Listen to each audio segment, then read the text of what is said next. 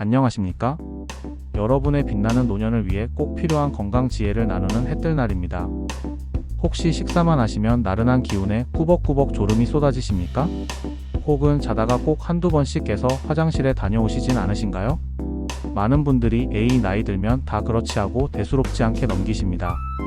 하지만 만약 그렇다면 오늘 20분짜리 영상이 어쩌면 선생님의 앞으로 남은 30년, 40년의 삶의 질을 완전히 바꿔놓을지도 모릅니다. 그 무심코 넘긴 신호들이 사실은 우리 몸의 모든 혈관을 조용히 그리고 아주 천천히 망가뜨려 결국에는 실명, 발절단, 평생 혈액투석, 그리고 심장마비나 뇌졸중 같은 끔찍한 결과를 불러오는 침묵의 살인자 바로 당뇨병이 보내는 마지막 경고일 수 있기 때문입니다. 설마 내가? 하는 생각이 가장 위험합니다. 오늘 그 설마가 무엇인지 그 진짜 정체를 뿌리까지 파헤쳐 드리겠습니다. 자, 그럼 당뇨병. 도대체 이게 뭘까요? 어렵게 생각하실 것 없습니다. 제가 아주 쉽게 비유를 들어 설명해 드릴게요. 우리 몸을 하나의 거대한 도시라고 생각해 보겠습니다. 이 도시가 활기차게 돌아가려면 에너지가 필요하겠죠?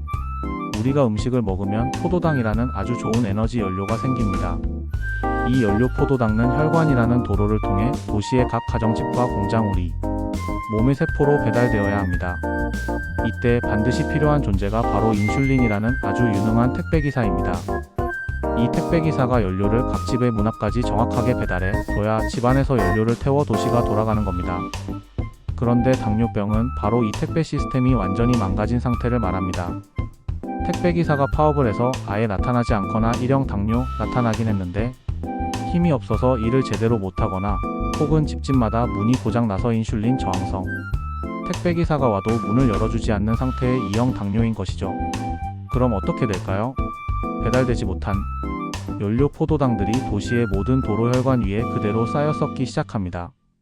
깨끗하던 도로가 끈적끈적한 쓰레기장, 진흙탕으로 변하는 겁니다. 바로 이 끈적끈적한 설탕물 같은 피가 내 몸의 모든 도로를 따라 흐르며 온몸을 서서히 망가뜨리는 것. 그것이 바로 당뇨병의 정체입니다. 그렇다면 이 유능했던 택배 시스템은 왜 망가지는 걸까요? 범인은 멀리 있지 않습니다. 첫째, 어쩔 수 없는 원인 바로 유전입니다. 부모님 두 분 모두 당뇨병이셨다면 안타깝게도 자녀에게 당뇨병이 생길 확률은 80%에 육박한다는 통계도 있습니다.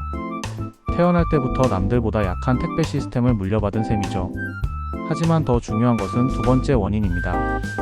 바로 내가 스스로 만드는 원인, 잘못된 생활 습관입니다. 물려받은 시스템이 아무리 약해도 우리가 어떻게 사용하느냐에 따라 결과는 하늘과 땅 차이입니다. 첫 번째 주범은 정제 탄수화물입니다. 흰 쌀밥, 흰빵, 국수, 그리고 달콤한 설탕. 이런 음식들은 우리 몸에 들어오자마자 너무 빠르게 연료로 변해서 택배기사 인슐린들을 완전히 녹초로 만들어버립니다. 두 번째 주범은 운동 부족입니다. 우리가 몸을 움직이지 않고 앉아만 있으면 우리 몸의 집들 세포의 문을 굳게 닫아버립니다. 택배기사가 아무리 문을 두드려도 열어주질 않는 인슐린 저항성이 생기는 거죠. 마지막 숨은 주범은 스트레스입니다. 우리가 스트레스를 받으면 코르티솔이라는 호르몬이 나오는데 이 녀석이 혈당을 마구 올려버립니다. 결국 유전이라는 총 아래 잘못된 생활 습관이라는 방아쇠를 내 손으로 직접 당기는 셈입니다. 당뇨병의 가장 무서운 점은 초기에 거의 아무런 통증이나 증상이 없다는 것입니다. 하지만 우리 몸은 완전히 망가지기 전에 분명히 애절한 구조 신호를 보냅니다. 이 3대 구조 신호만큼은 절대 놓치지 마십시오.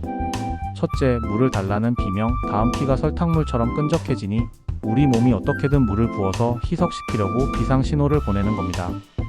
그래서 자꾸 목이 마르고 물을 찾게 됩니다. 둘째, 살려달라는 비명, 단뇨 넘쳐나는 당분을 콩팥이 어떻게든 소변으로 빼내려고 안간힘을 쓰는 과정입니다.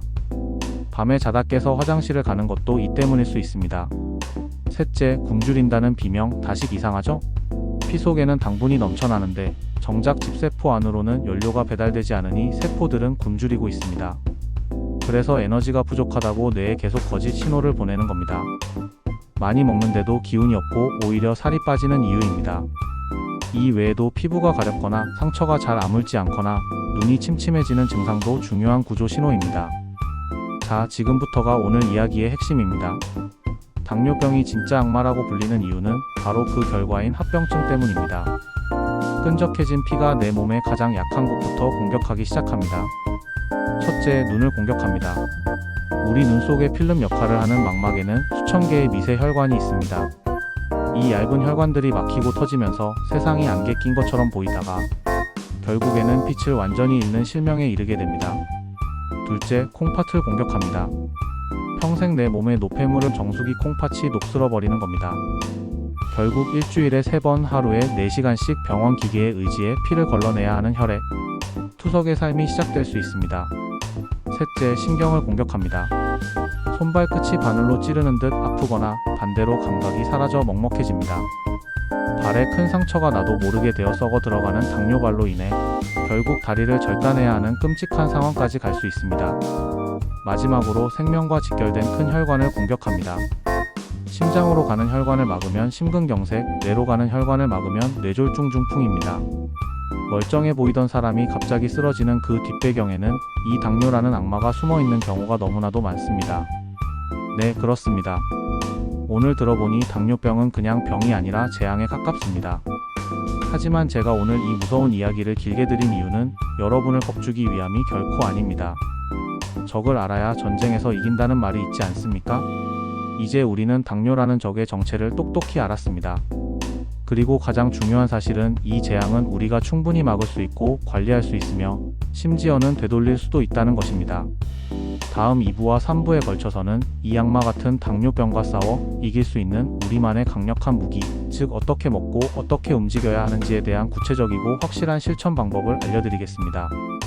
오늘 영상을 보시고 단 한 분이라도 경각심을 느끼셨다면 나와 내 소중한 가족의 미래를 위해 구독 버튼을 꼭 눌러주십시오.